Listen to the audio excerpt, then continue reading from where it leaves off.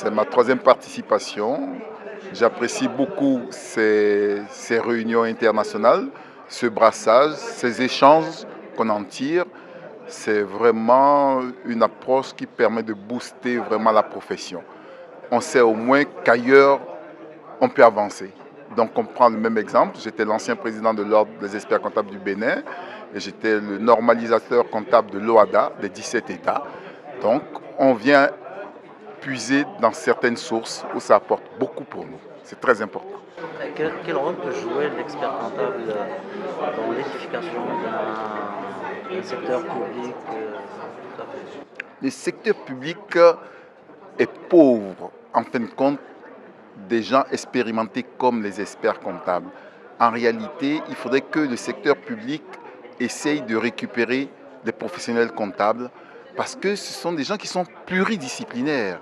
Ils peuvent beaucoup apporter. Moi, je fais des audits au niveau de la fonction publique, des sociétés d'État et tout. Quand on s'aperçoit en réalité, il y a un manque de formation.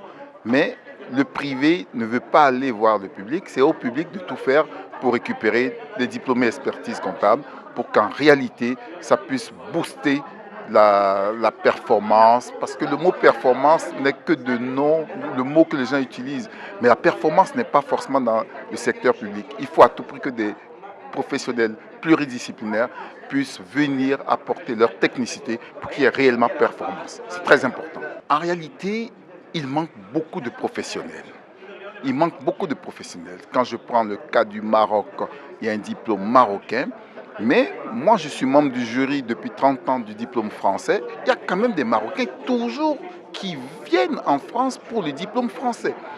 En Afrique, il y a peu de gens qui vont vraiment dans ce secteur parce qu'il faut être assez riche pour faire 8 années d'études. Et en plus, quand on n'a pas le diplôme forcément en Afrique, il faut aller en France. Il y a les problèmes de visa. Il y a tout ce problème qui fait qu'il n'y a pas suffisamment de professionnels comptables. Moi, je prends l'exemple du Rwanda, où ils en avaient 100 au départ. Aujourd'hui, ils en ont 1000, parce que les autorités ont décidé que derrière chaque entité, il faut un professionnel comptable. Donc, ils en ont 1000 maintenant. Pour un petit pays comme ça, avec 1000 professionnels, c'est ça qu'il faut faire en fin de compte. Il faut qu'il y ait beaucoup de professionnels, l'économie va se développer. C'est très important.